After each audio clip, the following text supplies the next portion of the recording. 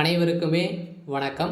சற்று முன் கிடைத்திருக்கக்கூடிய ஒரு மிக மிக முக்கியமான செய்தி ஒன்று வெளியாகி உள்ளது.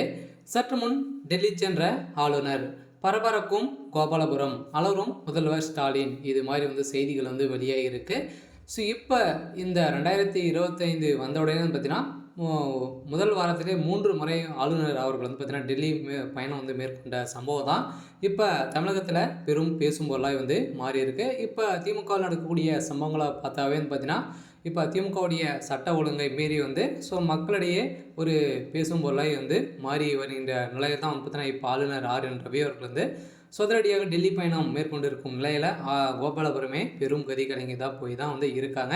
ஸோ இதை பற்றி இந்த வீடியோவில் பார்க்கலாம். ஸோ அதுக்கு முன்னாடி நம்ம சேனலுக்கு இப்போ தான் நீங்கள் முதல் முறையாக வந்திருக்கீங்க அப்படின்னா மறக்காமல் நம்மளுடைய சேனல் சப்ஸ்கிரைப் பண்ணி சப்போர்ட் பண்ணுங்கள். ஸோ வாங்க வீடியோக்குள்ளே போகலாம். ஸோ இப்போ பார்த்தீங்கன்னா திமுகவுடைய பிரமுகர் ஞானசேகர் அவர்கள் செய்த சம்பவத்தால் இப்போ இந்தியா முழுவதுமே ஒரு பேசும் பொருளாக தான் மாறி இருக்கு இல்லையா. ஸோ இதனால தான் பார்த்தீங்கன்னா இப்போ திமுகவே பெரும் அதிர்ச்சியில் தான் இருக்காங்க. எப்போ என்ன நடக்கும் அப்படின்றத எப்போ அனைவருமே பெரும் அதிர்ச்சியில் தான் இருக்காங்க.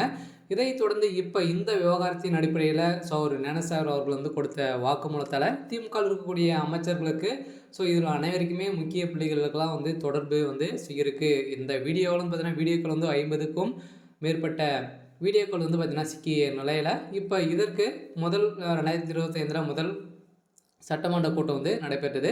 ஸோ இதில் பேசிய ஆளுநர் RN ரவி அவர்களுக்கும் திமுகவுக்கும் நிறைய வாதங்கள் ஏற்பட்டிருந்த நிலையில் ஆளுநருக்கு எதிராக திமுகவினர் பார்த்திங்கன்னா போராட்டத்தில் ஈடுபட்டு இருந்தாங்க. இந்த போராட்டத்தின் அடிப்படையில் இப்போ டெல்லி திடீர் ஆளுநர் சென்றிருக்கக்கூடிய நிலையை தான் கோபாலபுரமே பெரும் கதி கலிங் போய் தான் இருக்காங்க. இதைத் தொடர்ந்து அமைச்சர் துரைமுருகனுடைய வீட்டில் பார்த்திங்கன்னா நிறைய பணங்கள் மூட்டை மூட்டையாக சிக்கிய சம்பவங்களாலும் இப்போ திமுகவுடைய தலைமையகம் என்ன செயல் செஞ்சுட்டு இருக்காங்க அப்படின்ற மாதிரி அனைவருக்குமே தெரிந்திருக்கக்கூடிய நிலையில் தான் இப்போ திடீர்னு RN ரவி அவர்கள் பார்த்தீங்கன்னா இந்த மாதத்தின் 3வது முறையாக டெல்லி பயணம் மேற்கொண்டு இருந்தது.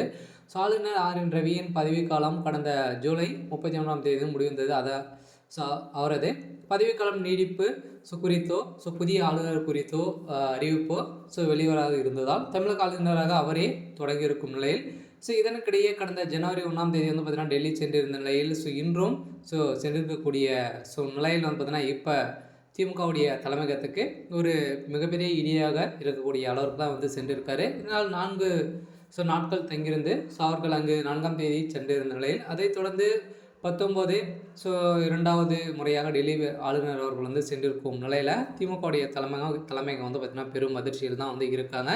அதனால் திமுகவுடைய கட்டத்தை ஒட்டுமொத்தமாக கட்டக்கூடிய நிலைக்கு சேர்ந்திருக்கு. சரி, ஓகே.